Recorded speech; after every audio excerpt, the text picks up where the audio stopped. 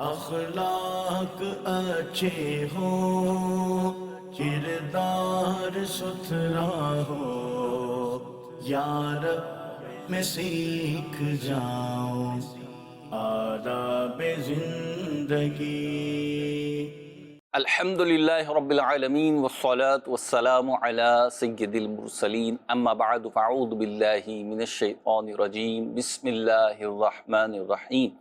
الصلاة والسلام علیک یا رسول اللہ، الصلاة والسلام علیک یا حبیب اللہ، الصلاة والسلام علیک یا نبی اللہ وعلی آلک واصحابک یا نور اللہ۔ مدنی چینل کے ناظرین، الحمدللہ پروگرام آداب زندگی کے ساتھ حاضر ہیں، اور ہمارے ساتھ اس پروگرام میں ہوتے ہیں جانشین امیر اہل سنت۔ درود پاک کی فضیلت سنتے ہیں۔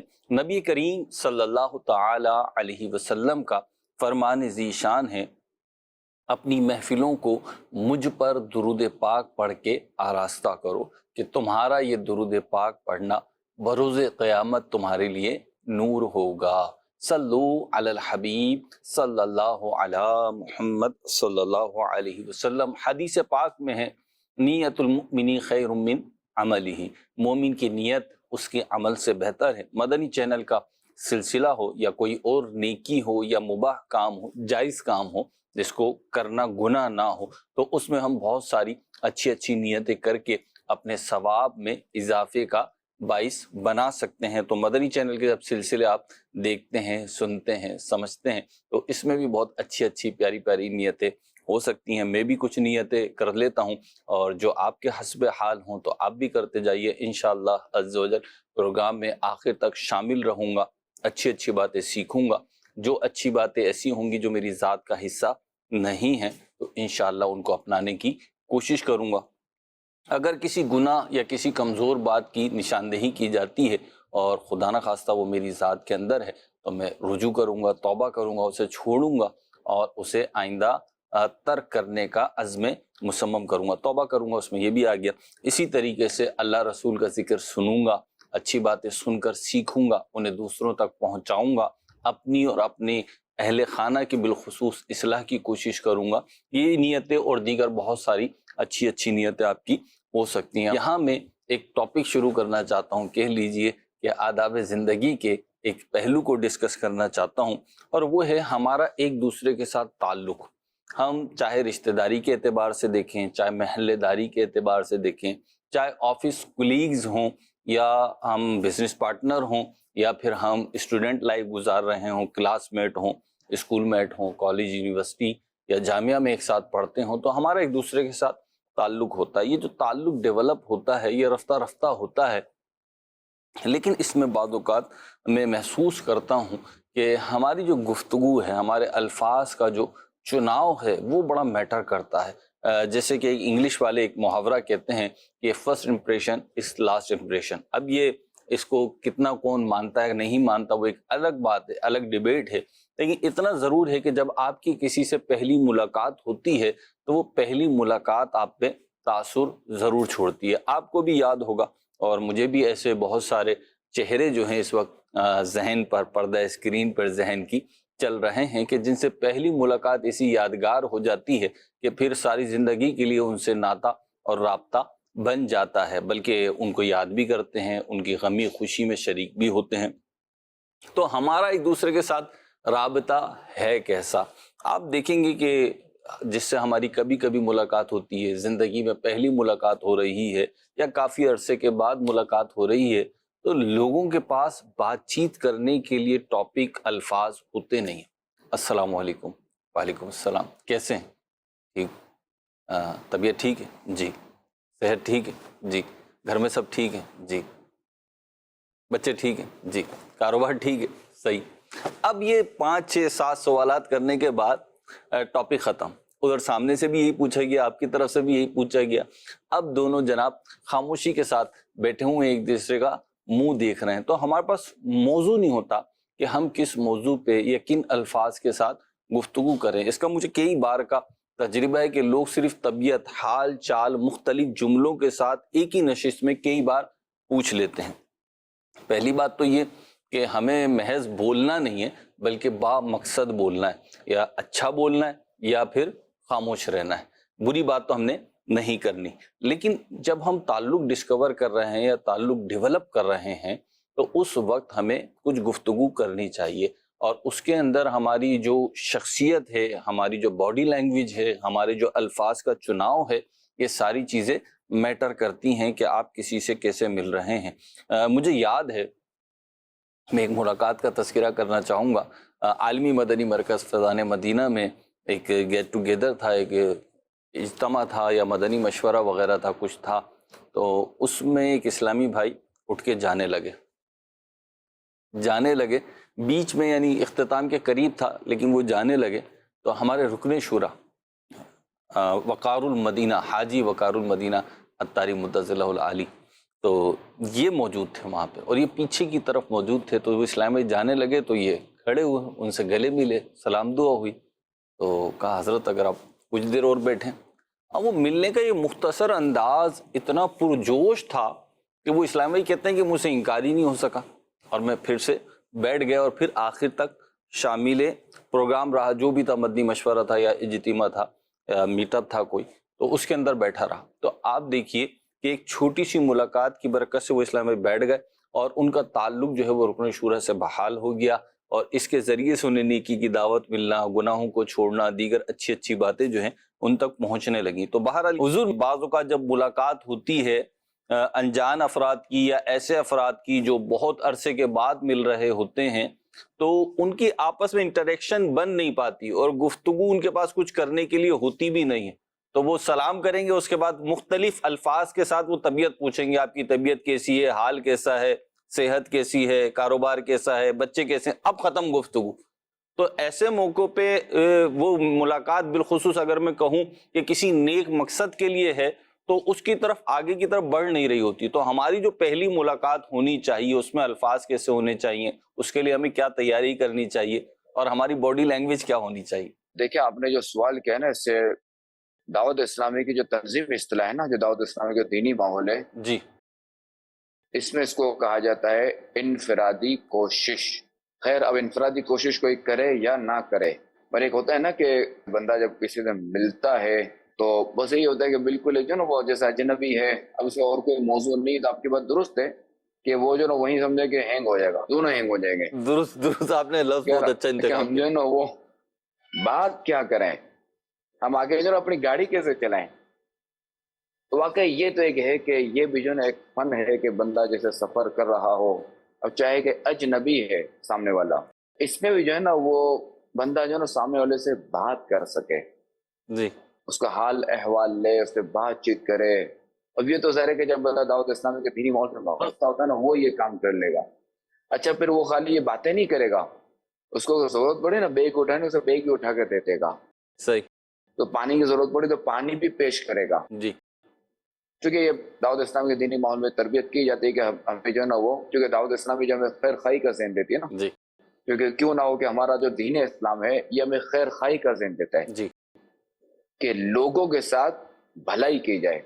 तो यही है कि जब हम दाऊद इस्लामी के दीनी माहौल से वाबस्ता होंगे ना, तो हमारे पास ऐसा मवाद होगा, हमारे पास ऐसा कंटेंट होगा कि जिससे जो है ना हम सामने वाले से बात कर सकेंगे। सही, कोई ऐसा मौजू होगा, दुरुस्त, मौजू नहीं भी होगा ना तभी अपना इस्लामी भाई जो ना वो ले आएगा मौजू कहीं ना कहीं से, गुफ्तगू कर लेगा। उसे नमाज की तरफ ले आएगा, कुरान पाक की तिलावत की तरफ ले आएगा। तो कभी जो है वो उसको जो है ना वो शरीयत की अहमियत, शरई मसाइल सीखने की अहमियत पे ले आएगा, तो कुछ ना कुछ करके ले आएगा। दुरुस्त फरमाया आपने। आपकी नज़र में भी इस वक्त बहुत सारे इस्लामी भाई शायद आ रहे हों याद में, और मुझे अभी तजर्बा हुआ, एक इस्लामी भाई के साथ था, मैं बस में था, तो उन्होंने बस में ही ना 2-3 से दोस्ती कर ली। 2-2.5 घंटे का हमारा सफ़र था, 2-3 से दोस्ती भी कर ली, उनके नंबर भी ले लिए, नाम भी ले लिया, और पता वगैरह भी मालूम कर लिया, और मतलब बड़ी मजबूत तरकीब। तो मुझे तो बड़ी हैरत भी हुई, मैंने बोला वाह भाई वाह, एक ही सफ़र में, यानी 1.5-2 घंटे का हमारा शायद सफ़र था वो, और उसमें उन्होंने 2-3 से तरकीबें बना ली। और वाकई में ये होता है। अब ये आए दावत इस्लामी के दीनी माहौल में, जब ये सीखेंगे सही बिल्कुल, मदनी काफिलों में सफर करें, माशाअल्लाह, नेक अमल पर अमल करें। चूंकि हमें जो दाऊद इस्लामी अमीर सुन्नत जो हमें दिया है ना नेक अमल, तो उसमें एक अमल ये भी है ना कि क्या आज आपने जो है ना वो इनफरादी तौर पर जो है वो 12 दीनी कामों से किसी दीनी काम की तरगीब दिलाई। ठीक, تو بندہ اگر انفرادی کوشش کرے گا، مدنی قافلوں میں سفر کرے گا، یعنی نیک عمل پر جب عمل کرے گا نا بندہ، تو یہ ساری چیزیں آ جائیں گی انشاءاللہ الکریم۔ انشاءاللہ۔ کیونکہ بولنا بھی جو ہے نا یہ بھی ایک فن ہے۔ ٹھیک، زبان ہر ایک کے پاس ہے، آواز ہر ایک کے پاس ہے، الفاظ ہر ایک کے پاس ہے، مگر ترتیب دینا جو ہے نا یہ ایک کمال ہے، صحیح، اور درست، کب استعمال کرنا ہے یہ ایک کمال ہے۔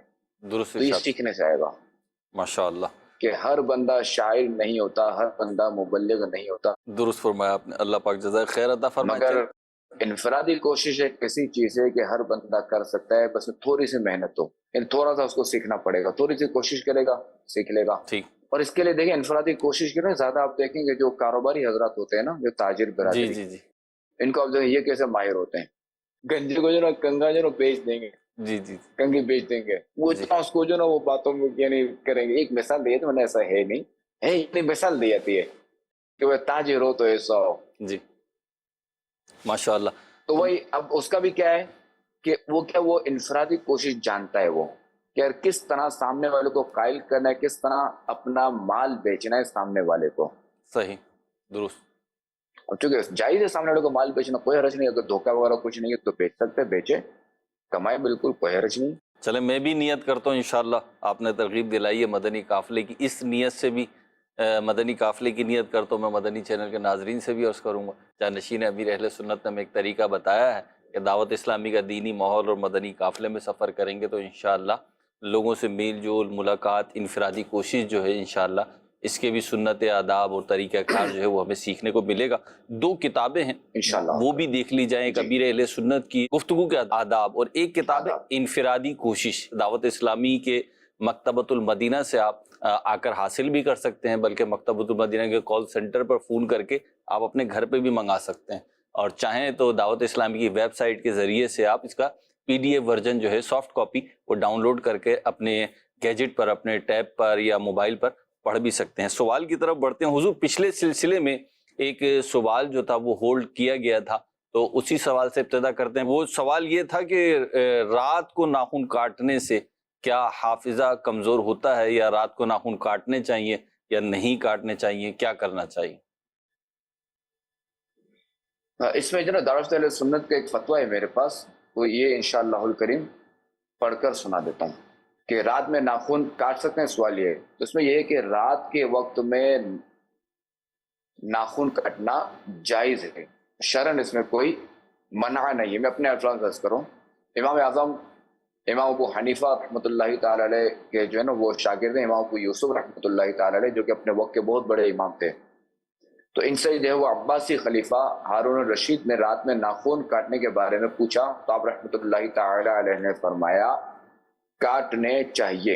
ہارون الرشید نے جو وہ کہا کہ اس پہ دلیل کیا ہے، تو اس وقت کے جو خلیفہ ہوتے تھے، جو بادشاہ ہوتے تھے، وہ دین دوست ہوتے تھے، علماء سے محبت کرتے تھے، علماء کی صحبت اختیار کرتے تھے، ماشاءاللہ، تو وہ پھر چونکہ جب سوال کرتے تو دلیل بھی مانگتے تھے۔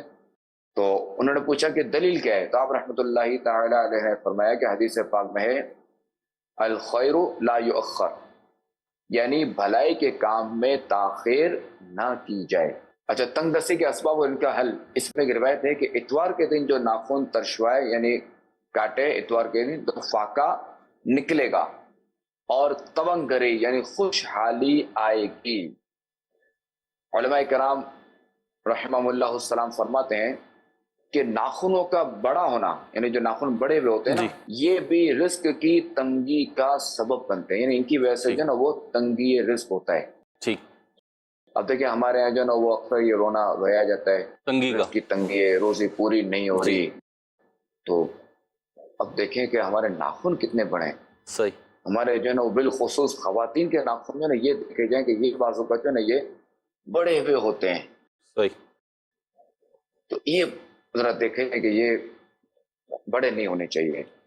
ٹھیک، اچھا، دوسرا ہے کہ 40 دن سے زائد ناخن کا بڑا ہونا جو ہے تو ویسے مکروہ تحریم یعنی گناہ ہے، ٹھیک، یہاں تک کہ جیسے نا بدھ کے بارے میں ہے کہ بدھ والے دن جو ہے نا وہ ناخن نہیں کاٹنے چاہیے کہ اس سے برس ہو سکتا ہے۔ ٹھیک، آئیے اس والے سے بس کرتا ہوں۔ ایک صاحب عالم تھے، انہوں نے جو ہے وہ خواب میں جو ہے وہ خاتم النبیین صلی اللہ تعالی علیہ وآلہ وسلم کی زیارت کی، جب زیارت کی تو انہوں نے عرض کی یا رسول اللہ صلی اللہ علیہ وسلم میں جو ہے وہ مرض برس میں مبتلا ہوں.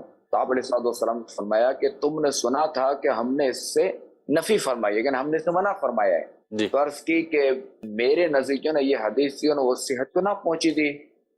تو خاتم النبیین صلی اللہ تعالی علیہ وآلہ وسلم نے فرمایا کہ تمہیں اتنا کافی تھا کہ حدیث ہمارے نام سے تمہارے کان تک پہنچی. واہ. یہ فرما کر خاتم النبیین صلی اللہ تعالی علیہ وآلہ وسلم نے اپنا دست مبارک، اپنا ہاتھ مبارک جو ہے وہ ان کے بدن پر لگا دیا. سبحان اللہ. تو وہ جو ہے وہ فوراً جو ہے وہ ٹھیک ہو گئے، اچھے ہو گئے. ماشاء اللہ. اور اسی وقت توبہ کی کہ اب کبھی حدیث سن کر مخالفت نہ کروں گا. اللہ اکبر. تو لہٰذا یہ ہے کہ بدھ کے دن ناخن کاٹنے سے بچنا چاہیے کہ مرض برس ہو سکتا ہے. جب یہ عرض کرتا ہوں کہ اب اگر 40 دن ہو چکے اور 40واں دن جو ہے نا یہ بدھ کا ہے کہ صحیح. 39 دن سے نہیں کاٹے تھے، اب جو ہے نا یہ یعنی منگل جو ہے نا وہ جو دن تھا وہ 39واں تھا. ٹھیک ہے. بدھ 40. 39 یعنی 39 اور بدھ جو ہے نا 40واں ہے. اب جو ہے نا یہ بدھ والے دن کاٹے تو اب اگر یہ نہیں کاٹے گا تو گناہ گار ہوگا. اب یہ کاٹے، شریعت عمل کرے صحیح. کہ یہ اس پر عمل کرے، اس کو اب اس پر عمل کرنا پڑے گا، ٹھیک. ورنہ بدھ والے دن کاٹنا گناہ نہیں ہے. ٹھیک. حضور یہ بھی بچنا ارشاد بہتر ہے. یہ بھی ارشاد فرماتے کہ جیسے بعض لوگوں کی طبیعت ہوتی ہے، عادت ہوتی ہے کہ جمعے کے دن ناخن تراشتے ہیں، کاٹتے ہیں. تو اب اگر وہ بیچ میں بڑھ گئے، جیسے 40 دن کی جو مدت ہے وہ تو انتہائی مدت ہے نا کہ اس کے بعد تو بڑھانا ہی جی. گناہ ہے. لیکن عموماً انسانی جو مزاج ہے یا انسانی جو یہ ہماری نشو نما ہے بالوں کی یا اس کے بالخصوص ناخن کی بات کریں تو 5 6 7 8 دن میں اچھے خاصے بڑے ہو جاتے ہیں. یہ تو بعض کی گروتھ زیادہ ہوتی ہے. تو اگر ان کے بڑے ہو گئے یا وہ سمجھ لیں آپ ایک جمعے کو کاٹے پھر اب دوسرے جمعے کے بعد جو ایام آ رہا ہے اس میں تھوڑے بڑے محسوس ہو رہے ہیں تو اب وہ روکتے ہیں اسے اور روکتے ہیں کہ نہیں جی اب وہ جمعے کو کاٹیں گے یا جو دن انہوں نے مخصوص کیا ہوا اس کو اس وقت کاٹیں گے. تو اگرچہ شرعاً تو وہ 40ویں والے دن کا معاملہ ہے کہ 40 دن ہو جائیں، لیکن ابھی تو اسے 10 دن 12 دن 11 دن ہوئے ہیں تو یہ اس دن کاٹ لے یا انتظاری کرے؟ کیا مشورہ دیں گے؟ نہیں، چاہیے تو یہ کہ وہ اسی دن کاٹ لے، چونکہ ناخنوں میں جو نا یہ میل جمع ہو جاتا ہے. جی. پھر جب ہم کھانا کھاتے ہیں تو یہ میل ہمارے پیٹ میں جاتا ہے. بعض وجہ سے سفر میں میرے ساتھ بھی ہوتا ہے کہ جیسے نہیں کاٹ سکے، موقع نہیں ملا یا ناخن کٹر کا مسئلہ ہو گیا. البتہ الحمدللہ الکریم نیل کٹر سفر میں ساتھ رہتا ہے. تو میں پھر کیا کرتا ہوں، میل میں نکال دیتا ہوں، میل نہ رہے. یہ دیکھیں ناخن جو ہے یہ صاف رہے. میل دیکھو تھوڑے سے آپ کو بڑے ہوئے ملیں گے، میں کاٹ لیتا ہوں الحمدللہ الکریم. تو اس میں یہی کہ اب اگر جمعہ میں اگر وقت ہے تب بھی میں کاٹ لیتا ہوں. حضور اس سے ایک تو آپ نے کھانے کا معاملہ بیان فرمایا، آخری بات عرض کر رہا ہوں پھر انشاءاللہ نیکسٹ سوال کی طرف بھی بڑھیں گے کہ دیکھنے والے کو یعنی یہ تو خود پہ اثر ہو رہا تھا نا، جس کے ناخن بڑے میں وہ کھائے گا پیے گا، ممکن ہے کھانے پینے کی چیزوں میں یہ ناخن ٹچ ہوں تو پھر وہ اس کو بھی آنی تو چاہیے کراہیت. لیکن جو دیکھ رہا ہے، جو بات چیت کرنے کے لیے آیا ہے، مل رہا ہے یا بعض اوقات مل کے کھانا کھانا پڑتا ہے کسی جگہ پر، تو پھر وہ دوسرے افراد کو بہت اذیت ہوتی ہے اس سے. یعنی واقعی یہ تو ہے کہ وہ النظافت من الایمان. جی. تو ہے تو ذرا یہ بھی نظافت میں تو آئے گا ناخن کاٹنا، ٹھیک. اور پھر اس سے بچنا یہ نظافت میں آئے گا. اچھا نہیں لگتا، اخلاق اندر وہ اچھا نہیں لگتا، سامنے والے کو اچھا نہیں سمجھا جائے گا، یہ بیچارے کو ڈھنگ نہیں ہے، تو انہوں نے یہ سوچے گا. جی جی. چلیں جی یہ ہو گیا. اور چاول بھی جو ہے نا یہ چاول میں بھی یاد رکھا جائے کہ وہ ہاتھ سے کھانا چاہیے، انگلیوں سے، ہاتھوں سے. میں نے کہا نا اگر وہ کہیں گے میں چمچ سے کھاتا ہوں تو بندے کو چاہیے ہاتھ سے کھانا چاہیے. ماشاء آپ کو ایسی مجبوری ہے کہ دانے ایسے ہیں، کوئی سی مجبوری، وہ ایک الگ چیز ہے. ہاتھ میں زخم ہے وہ ایک الگ چیز ہے. اگلے سوال کی طرف بڑھتے ہیں. ایک سوال میرے پاس بھی آیا ہوا ہے، ٹیکسٹ میسیج ہے، اور میسیج یہ ہے کہ اگر کوئی نماز فاسد ہو جائے، نفل نماز ہے یا سنت نماز ہے، اگر یہ فاسد ہو جائے تو اب اس کی انہوں نے لفظ قضا لکھا ہے کہ قضا کس طرح کریں گے. لیکن مجھے ایسا لگ رہا ہے کہ یہ پوچھنا چاہ رہے ہیں کہ نماز فاسد ہو گئی، اب جب دوبارہ پڑھنے کے لیے نیت کریں گے تو کیا ہوگا؟ میں تو یہ عرض کرتا ہوں کہ فاسد سے مراد کیا، یعنی نماز ٹوٹ جائے. جی. لیکن ہمارے لوگ نہیں سمجھتے فاسد کو یہ کوئی فاسق نہ سمجھے. جی. تو فاسد یعنی جس سے نماز میں فساد آ جائے، یعنی نماز اس کو آسانی سے نماز ٹوٹ جائے. ٹھیک ہے. تو پوری نہیں نماز کے بارے میں یہ ہے، نفل نماز کے بارے میں حکم یہ ہے، نفل نماز ہو یا نفل روزہ ہو، اب جب اس نے رکھ لیا تو اس کو پورا کرنا واجب ہے. صحیح، درست. تو اب یہی کہ اب اگر خدا نہ نماز اگر ٹوٹ گئی، بھائی یہ نیت کر لے کہ جو میری جو 2 نفل میری جو ٹوٹ گئی تھی یا سب فساد آ گیا تھا ٹوٹ گئی تھی، تو اس کو میں واجب کی نیت سے میں 2 رکعت پڑھ رہا ہوں۔ سلمان مدنی عرض کر رہا ہوں مکہ شریف سے۔ مکہ مکرمہ میں الحمدللہ رب العالمین اس وقت گرمی کی بھی حاضری ہے، اور دیکھا گیا ہے کہ لوگ جو ہے وہ گرمی کے موسم کی شکایت بہت کرتے ہیں، بہت گرمی ہے، بہت گرمی ہے، بہت گرمی ہے۔ تو گرمی تو ہے، اس سے تو انکار نہیں ہے، لیکن اس طرح کا شکوہ و شکایت کرنا، اس کے بارے میں آپ کیا بتائیں گے؟ اور اگر گرمی زیادہ لگے تو کیا کرنا چاہیے؟ اس حوالے سے ارشاد فرما دیں، اور گرمی برداشت کرنے کی کوئی فضیلت ہو تو وہ بھی بتا دیں۔ اللہ تبارک و تعالیٰ آپ کو دراز عمر خیر عطا فرمائے، آمین بجاہ النبی الامین۔ آمین، ماشاء اللہ۔ ماشاء اللہ سلمان بھائی، آپ کو مکہ مکرمہ کی حاضری بہت بہت مبارک ہو۔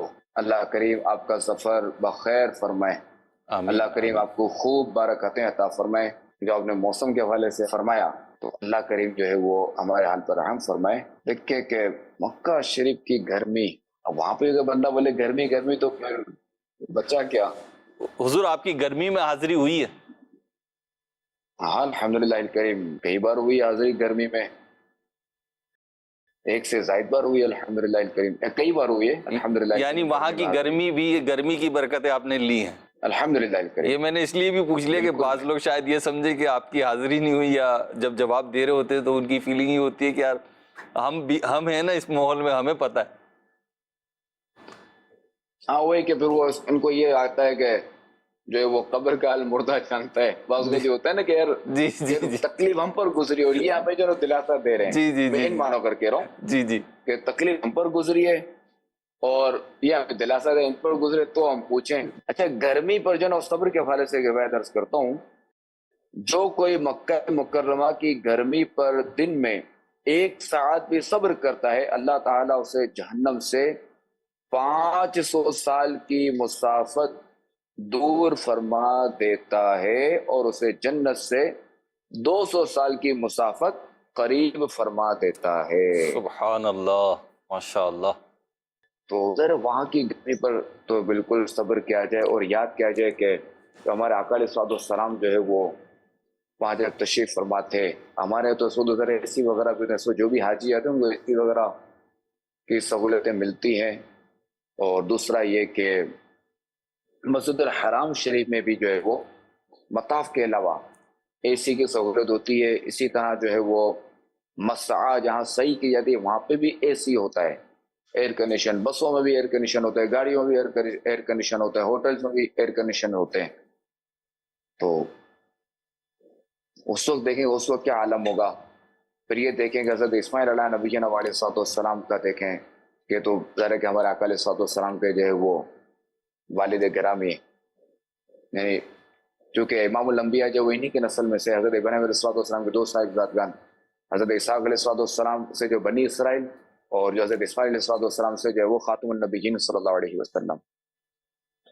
تو واقعی وہاں کی گرمی پہ تو ہمیں صبر کرنا چاہیے، برداشت کرنا چاہیے۔ کہ یہ تو وہ گرمی ہے کہ جس نے جو ہمارے آقا علیہ الصلوۃ والسلام کی بارگاہ میں بھی حاضری دی۔ جی، اور میرے سنت کا شعر ہے نا، مدینہ شریف کے حوالے سے میرے سنت کا شعر ہے، چھاؤں تو ہر جگہ کی ٹھنڈی ہے، دھوپ بھی دل ربا مدینے کی۔ واہ۔ اب یہ مدینہ شریف کے حوالے سے سر ہے کہ مدینہ شریف اور مکہ شریف تو ویدر کے حوالے سے دیکھا جائے تقریباً سیم ہے، تقریباً جو میں نے نوٹ کیا بعض بار 1-2 درجے کا فرق ہوتا ہے۔ مدینہ شریف میں جو 1-2 درجے جو ہیں وہ کم ہوتا ہے، مکہ شریف میں جو 1-2 درجے وہ زیادہ ہوتا ہے۔ تو ایک ہی سمجھا جائے گا، سملر ہی سمجھا جائے گا۔ ہاں سے میرے تقریباً۔ ویسے یہ جو آپ نے فضائل بتائی یہ تو اپنی جگہ ہیں بالکل، اللہ پاک ہمیں توفیق عطا فرمائے۔ اور امیر اہل سنت کا جو آپ نے شعر پڑھا، اللہ پاک امیر اہل سنت کی یہ عشق مدینہ کا صدقہ ہر حاجی کو، ہر زائر کو، ہر عاشق رسول کو بھی عطا فرمائے۔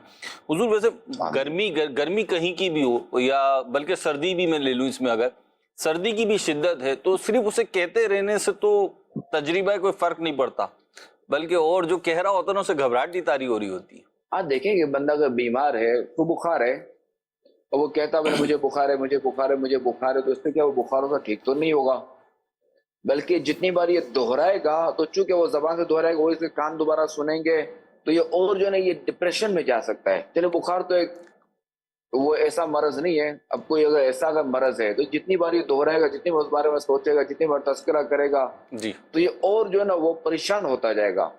تو اس طرح گرمی بھی اگر کرتا جائے گا تو یہ اپنے آپ ہی کو پریشان کرتا جائے گا اور اپنے ساتھ جو ہے نا دوسروں کو بھی پریشان کرے گا. تو سوچے کہ گرمی کے بجائے جو ہے نا وہ صلی اللہ علیہ محمد صلی اللہ علیہ محمد یہ پڑھتا رہے. درشی پڑے گا. جب رحمت نازل ہوگی تو انشاءاللہ الکریم یہ گرمی برداشت کرنے کی سخت بھی آئے گی، طاقت بھی آئے گی. ایک بات کی آپ تصدیق یا تردید ارشاد فرمائے گا کہ بعض اوقات ایسا لگتا ہے کہ موسم کی جو حدت یا شدت ہے، یعنی موسم گرمی بہت زیادہ ہے یا سردی بہت زیادہ ہے، یہ فرصت میں زیادہ فیل ہوتی ہے کہ جب کوئی کام نہیں ہوتا کرنے کا، کوئی مصروفیت نہیں ہوتی تو ایسا لگتا ہے اس وقت زیادہ فیل ہوتی ہے، اس وقت ڈسکس بھی زیادہ ہوتی ہے جب فارغ بیٹھے ہوئے ہوتے ہیں. نہیں تو کام ہوتا ہے تو وہ موسم کے اثرات اپنی جگہ، لیکن اس طرف توجہ نہیں جاری ہوتی. بعض تکالیف کا بھی ایسا ہی ہوتا ہے کہ جیسے کمر میں درد ہے یا ٹانگ میں درد ہے تو جس وقت مصروف ہوتا ہے بندہ تو اس وقت اتنی فیلنگ نہیں آ رہی ہوتی. ہاں یہ تو بالکل ہے کہ اگر مصروف نہیں ہے تو ظاہر سو اور کوئی موضوع ہی نہیں ملا بیچارہ کیا کرے. تو وہ گرمی شروع ہو جاتا ہے، سردی میں سردی. بیچارہ کیا کرے، بیچارہ کیا کرے، درشی پڑھے اور کیا کرے، کچھ مطالعہ کرے، کچھ اور کام کر لے، نوافل پڑھ لے، کئی کام ہے کرنے کے، وہ کام کر لے. کہ گرمی اور سردی کرتا رہے. بارش زیادہ ہوگی تو بارش کرتا رہے گا، سیلاب آ گئے تو سیلاب کرتا رہے گا. نہ ہی اس نے جا کے وہ سیلاب ختم کرنا ہے، نہ اس نے جا کے سیلاب کی مدد کرنی ہے، نہ اس نے کچھ اور کام کرنا ہے. سیلاب کرے گا. پازیٹیو ایکٹیویٹیز اگر ہم بنا لیں اپنی تو انشاءاللہ یہ نیگیٹو بالکل. تھاٹس جو ہیں اس سے بچ جائیں گے انشاءاللہ. انشاءاللہ الکریم. جی سوال دیجیے. حج یا عمرے پر جانے والوں کو لوگ تاجدار مدینہ صلی اللہ علیہ وسلم یا دیگر مقدس ہستیوں کی بارگاہ میں سلام پیش کرنے کا کہتے ہیں، تو یہ ارشاد فرمائیے کہ سلام پہنچانے کا طریقہ کیا ہے؟ اس میں یہی ہے کہ جب بھی کوئی کہے کہ فلاں کو میرا سلام کہنا. اب جیسے میں نے مہروز بھائی سے کہا اگر آپ کے جب جو نا سلمان بھائی سے بات ہو تو سلمان بھائی کو میرا سلام کہنا. تو مہروز بھائی یہ کہ جب سلمان بھائی سے بات ہوگی سلمان بھائی آپ کو عبید رضا نے سلام کہے. تو اب جو مدنی شریف جا رہا ہے ویسے حضور میں یہ نہیں کہوں گا، کہ جب باہر گئے رسالت میں جو ہے نا وہ میرا سلام عرض کر دیجیے گا. تو سلمان بھائی یہی کہہ رہے ہیں کہ جب خاتم النبیین صلی اللہ تعالی علیہ وآلہ وسلم کی بارگاہ میں حاضر ہوگی تو وہاں عرض کریں گے یا رسول اللہ صلی اللہ علیہ وسلم عبید رضا بن عطار نے آپ کو سلام عرض کیا ہے. بھائی یہ طریقہ ہے. چلے وہ عوام کو تو سمجھ میں آ گیا، لیکن میں ان الفاظ کے ساتھ نہیں کہوں گا، سلام پہنچا دوں گا انشاءاللہ.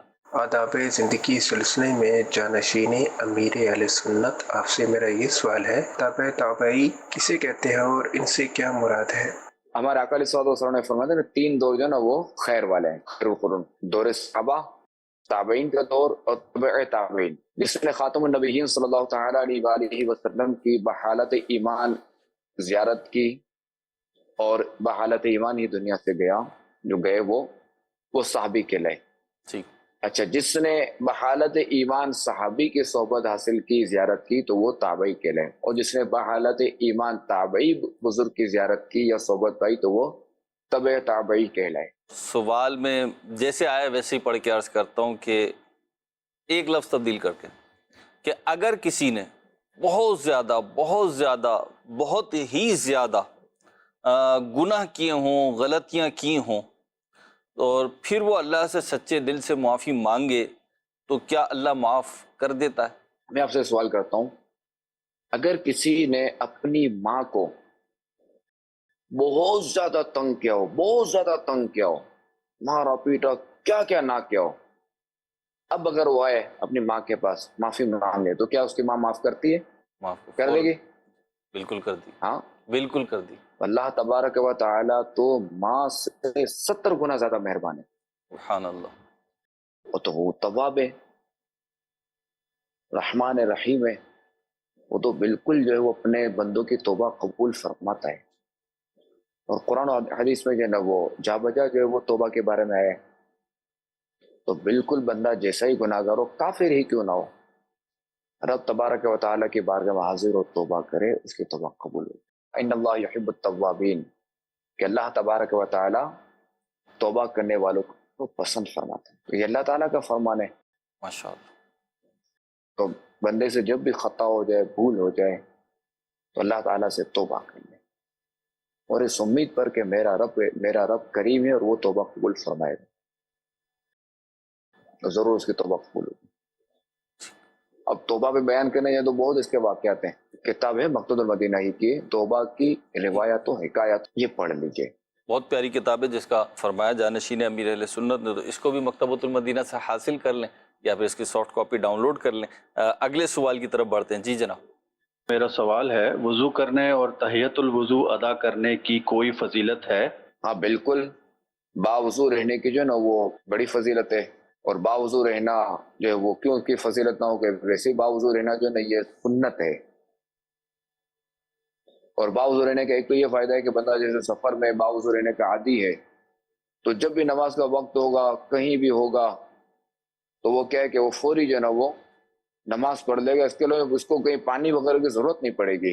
خاتم النبیین صلی اللہ تعالی علیہ وآلہ وسلم نے فرمایا جو مسلمان وضو کرے اور اچھا وضو کرے پھر کھڑا ہو اور باطن و ظاہر سے متوجہ ہو کے 2 رکعت نماز پڑھے اس کے لیے جنت واجب ہوتی ہے. اللہ پاک آپ کو برکت عطا فرمائے، آپ کا آمین سایہ بھائی، سلامت فرمائے. بہت سارے ہمارے پاس سوالات بھی ہیں اور بالخصوص مختلف ناظرین جو ہے ہمارے مدنی چینل کے، شاید سوشل میڈیا کے بھی، وہ سلام بھی عرض کرتے رہتے ہیں، میسیجز میں بھی آتے ہیں، الگ سے بھی آتے ہیں اور دعا کے لیے بھی کہتے رہتے ہیں. تو سب کے لیے دعا بھی فرما دیا کریں آپ. اللہ تعالیٰ آپ کو اللہ کریم برکت انہیں عطا دین و فرمائے. دنیا کی بھلائی عطا فرمائے، دونوں جہاں کی برکتوں سے مالا مال فرمائے. اللہ کریم ہمارا ایمان سلامت رکھے، ہمارا خاتمہ بالخیر فرمائے. آمین. جزاک اللہ آمین خیر. حضور بجاہ خاتم النبیین صلی اللہ علیہ وسلم. مدنی چینل کے ناظرین، آپ نے پروگرام دیکھا آداب زندگی. الحمدللہ مدنی چینل کی نشریات جاری ہے، ایک کے بعد دوسرا پروگرام ہے، تو آپ نے کہیں نہیں جانا. صلو علی الحبیب صلی اللہ علی محمد صلی اللہ علیہ وسلم. اخلاق اچھے ہوں، کردار ستھرا ہو، یار میں سیکھ جاؤں آداب زندگی.